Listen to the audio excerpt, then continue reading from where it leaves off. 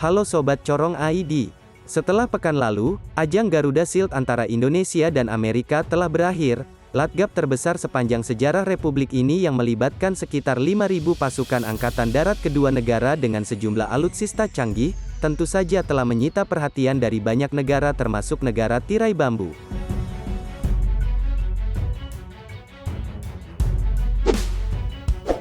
Mungkin mereka semua sudah tahu, jika Latgab ini bukan sekedar latihan militer biasa, tetapi lebih pada bahasa show of force dan diplomasi militer bertema mengingatkan dan menguatkan. Kita ketahui sob, strategi militer AS dalam setiap operasi militer adalah berbagi peran bersama rekan sekutu. Bisa saja mungkin kita sudah dianggap sekutu menurut dia. Jelas anggapan jika Indonesia diklaim sebagai sekutu AS membuat negara tirai bambu itu kebakaran jenggot. Maka dari itu, ada kabar yang mengatakan jika China ikut turut menggelar latihan bersama dengan angkatan bersenjata Rusia dengan mengerahkan 10.000 tentaranya. Kita semua jelas tahu jika China dan Rusia tidak seakrab itu dengan Amerika, mengingat AS merupakan penentang terbesar klaim China di LCS. Ya walaupun demikian kita masih belum tahu pasti, jika latihan antar China dan Rusia adalah bentuk respon mereka terhadap pergerakan militer Amerika atau bukan. Nah kalau menurut kalian gimana sob? Komen di bawah ya. Sahabat sekalian, Garuda Shield adalah arena untuk mengingatkan dan menguatkan secara militer. Bagaimanapun setiap negara punya cara dalam menjalankan diplomasi militer karena sesungguhnya cara militer adalah cara terakhir untuk menyelesaikan perselisihan dan konflik. Ketika otak cerdas para diplomat tidak mampu lagi menyelesaikan secara diplomatik maka jalan militer adalah pamungkasnya. Tidak bisa dipungkiri bahwa tekanan militer China di LCS membuat sebagian negara ASEAN yang dilibas 9 das lainnya tertekan batin dan tidak nyaman. Wajar kalau ketidaknyamanan ini membuat negara-negara lain melakukan berbagai cara penguatan militer seperti memperkuat alutsista dan kolaborasi. Yang menjadi pertanyaan apakah latihan gabungan Indonesia dan AS worth it dilakukan dan tidak merugikan Indonesia atau malah sebaliknya.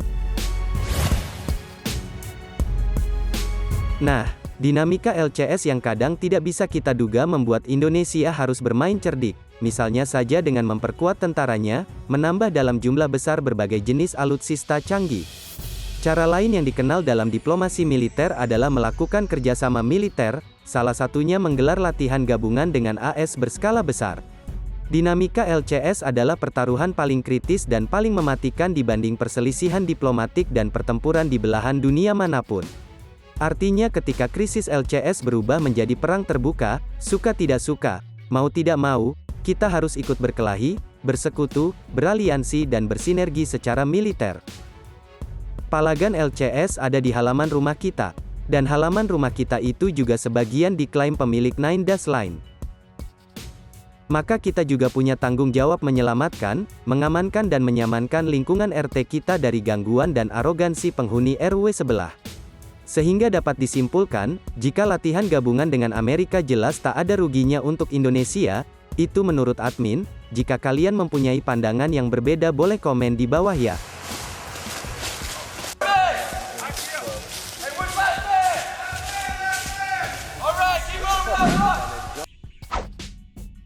Sahabat sekalian, masih ingatkan dengan pernyataan Ibu Koni Rahakundini Bakri, yang menyatakan bahwa Indonesia juga harus berlatih bersama dengan Rusia maupun China, agar tidak mencoreng pendirian Indonesia, sebagai negara non-blok.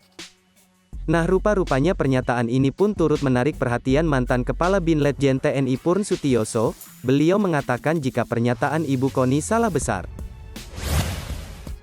Menurutnya keputusan Indonesia berlatih bersama dengan Amerika merupakan keputusan yang brilian, karena hal ini dapat membuat China paham bahwa Amerika ada di pihak Indonesia.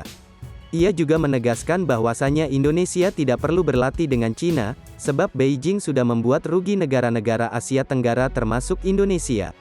Bukan hanya itu saja, karena jika Indonesia benar-benar berlatih dengan China, otomatis mereka bisa dengan mudah melihat seluk-beluk kelemahan militer Indonesia.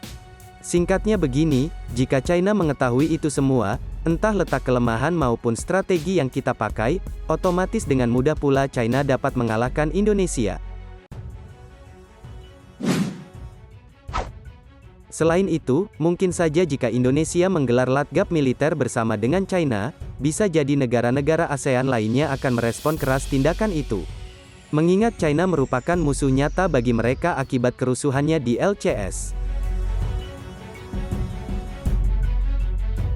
Sampai di sini, apakah kalian mengizinkan jika negara kita berlatih bersama dengan militer China? Silahkan tuliskan pandangan kalian terkait pembahasan kami hari ini. Cukup sekian, terima kasih dan see you next video.